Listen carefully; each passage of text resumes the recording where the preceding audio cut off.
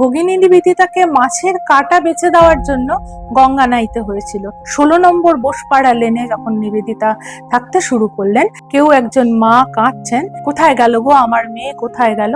তুমি ওরকম করে কেঁদো না, তোমার মেয়ে এখন জগৎ জননীর কোলে আশ্রয় পেয়েছে। স্বামীজি তাকে বলেছিলেন, মৃত্যুর উপাসনা করো মার্কট, মৃত্যুকে ভালোবাসো। আমরা ভাবছি আমরা সাজাচ্ছি, কিন্তু তা নয়, আমরা চলেছি সেই ধ্বংসের দিকে।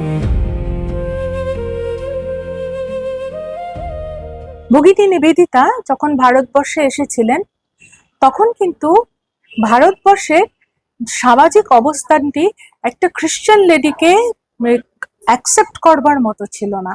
আমরা ইতিহাসে পাই যে ভগিনী নিবেদিতাকে মাছের কাঁটা বেছে দেওয়ার জন্য গঙ্গা নাইতে হয়েছিল। একটি মেয়ে নিবেদিতাকে শাড়ি পরিয়ে দিয়েছিলেন এবং শাড়ির কুচি ঠিক করে দিয়েছিলেন, তাকেও কিন্তু গঙ্গা নাইতে হয়েছিল। নিবেদিতা বলছেন মজা করে যে আমাদের যে বুড়ি মা আছেন, মানে যে সহায়িকা, তিনি একটা ছোট্ট উনুন তৈরি করে দেবেন, সেই উনুনটা তৈরি করে দিয়েছেন, কিন্তু তারপরে তাকে সেই কাক ভেজা যাকে বলে সেরকম করে হতে হয়েছে। কিন্তু আস্তে আস্তে ধীরে ধীরে নিবেদিতা কিন্তু কি করেছিলেন, এই বাগবাজারের যে সমাজ, সেই সমাজের ভেতর একদম ঢুকে গিয়েছিলেন। কিভাবে ঢুকেছিলেন?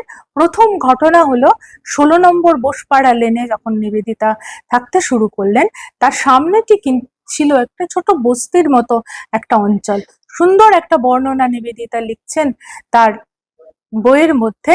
তিনি লিখছেন যে বড় বড় তাল গাছ দাঁড়িয়ে আছে, ছোট ছোট কুটির গুলো, তার মধ্যে থেকে একদিন কান্নার রোল ভেসে এলো।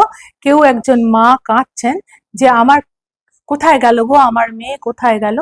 নিবেদিতাও সঙ্গে সঙ্গে ঘর থেকে বেরিয়ে এসছেন এবং লিখছেন নিবেদিতা, আমি এবং যম একসাথে সেই কুটিরের মধ্যে প্রবেশ করলাম, এবং এই যে একসাথে প্রবেশ করলেন, মারা গেল মেয়েটি। নিবেদিতা বসলেন, বসে মেয়েটির মাথা নিজের কোলের মধ্যে রাখলেন এবং তার মাকে বললেন, তুমি ওরকম করে কেঁদো না, তোমার মেয়ে এখন জগৎ জননীর কোলে আশ্রয় পেয়েছে। প্রচন্ড কান্নার রোল ধীরে ধীরে শান্ত হলো। নিবেদিতা কিন্তু নিজের বাড়িতে এলেন। এই যে মৃত্যু তার চোখের সামনে ঘটে গেল, এমনিতে তো তিনি ছোটবেলায় বাবার মৃত্যু দেখেছেন এবং সংগ্রাম করেছেন অনেক, কিন্তু এই ছোট্ট বাচ্চা মেয়েটির যে মৃত্যু, সেই মৃত্যুটা কিন্তু তাকে খুব মনের ভেতর থেকে নাড়িয়ে দিল। তিনি সেদিন মঠে, বিকেল বেলায় মঠে তখন স্বামীজি ছিলেন, তিনি সেখানে গেলেন, যে নিজের মনের মধ্যে যে ভাবনা, মৃত্যু সম্বন্ধে যে ভাবনা, সেটি তিনি স্বামীজিকে বললেন। স্বামীজি তাকে বলেছিলেন, মৃত্যুর উপাসনা করো মার্কট, মৃত্যুকে ভালোবাসো। যেখানেই দেখবে যন্ত্রণা, জানবে সেটাই কালী। পরিভ্রমণ করো গন্ডারের মতো, যে কখনো জালে আবদ্ধ নয়। এই যে তিনি মৃত্যু চেতনাটাকে তিনি সঞ্চারিত করলেন ভগিনীর মধ্যে। ভগিনী বলছেন কি সুন্দর, যে এখন আমি বোটে করে ফিরে আসছি, গঙ্গার এপার আর ওপার তো, বোটে করে ফিরে আসছি, তখন আমি দেখতে পাচ্ছি, আমার মনে হচ্ছে যে এই পৃথিবীর সবকিছুই, এমনকি যে বোটের মাঝি, যে নৌকার মাঝি, সেও যেন যমরাজের প্রজা। সবকিছু বিলয় হয়ে যাচ্ছে কালের মধ্যে দিয়ে, যে মৃত্যু কিন্তু আসছে। আমরা প্রত্যেকটি ক্ষণ, আমরা ভাবছি আমরা সাজাচ্ছি, কিন্তু তা নয়, আমরা চলেছি সেই ধ্বংসের দিকে। ঠিক এইরকম একটি অভিজ্ঞতা আমরা দেখি স্বামী বিবেকানন্দের জীবনে হয়েছিল। তিনি যখন সেকেন্ড টাইম যখন স্বামী ঠাকুরের কাছে আসছেন, দক্ষিণেশ্বরে সেকেন্ড টাইম গিয়েছেন, এবং তখন শ্রীরামকৃষ্ণ তাকে টাচ করেছেন হঠাৎ করে। তিনি দেখছেন সমস্ত পৃথিবী, সমস্ত বিশ্ব ব্রহ্মাণ্ড যেন কোথায় হারিয়ে যাচ্ছে, এমনকি তার নিজের অস্তিত্বটুকুও। সেই যে তখন বলছেন যে এ তুমি কি করলে, আমার বাবা মা আছে, এরকম বলেছিলেন স্বামীজি।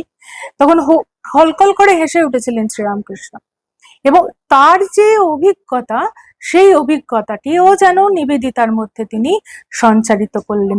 দ্বীপ থেকেই তো প্রদীপ জ্বলে, এবং সেই যে জ্বলন প্রদীপ, মৃত্যুর চিন্তা করতে হবে, ধ্বংসের চিন্তা করতে হবে। মৃত্যুরূপা কালী হচ্ছেন আমাদের আরাধ্য দেবী।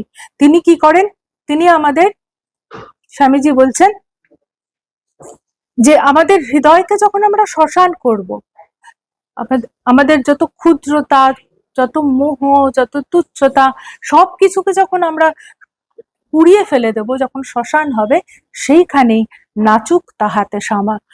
আমরা মানুষ কন্যা যে তাকে বলছি, কারণ হচ্ছে এটি, তিনি সবাইকে অনেককে এনেছিলেন যারা তার শিষ্যা ছিলেন, কিন্তু মানুষ কন্যা ছিলেন নিবেদিতা, কারণ তিনি ওই মৃত্যু চেতনাকে, স্বামীজির যে সন্ন্যাস ভাবনাকে, তিনি তো ব্রহ্মচর্য দিয়েছিলেন সিস্টারকে এবং কঠোর জীবন যাপন করিয়েছিলেন। বরফের মধ্যে দিয়ে অমরনাথে গিয়েছেন, বরফের মধ্যে দিয়ে সকলের পায়ে জুতো, নিবেদিতাকে খালি পায়ে হাঁটতে হবে। ছোট ছোট সাধুর কুঠিয়া, সেই সাধুর কুঠিয়ায় কি করে সন্ন্যাসীদের সেবা করতে হয় সেটা নিবেদিতাকে শিখতে হবে। এরকম করে তিনি হাতে ধরে নিবেদিতাকে শিখিয়েছিলেন যে ব্রহ্মচর্য কি করে পালন করতে হয়। কিন্তু তিনি তাকে সন্ন্যাস দেননি। তিনি বুঝেছিলেন যে নিবেদিতার জীবনটি স্বাধীনতা সংগ্রামের জন্য উৎসর্গকৃত হবে। তিনি চাননি সন্ন্যাস কোনো দেশের, কোনো জাতির মধ্যে আবদ্ধ থাকুক।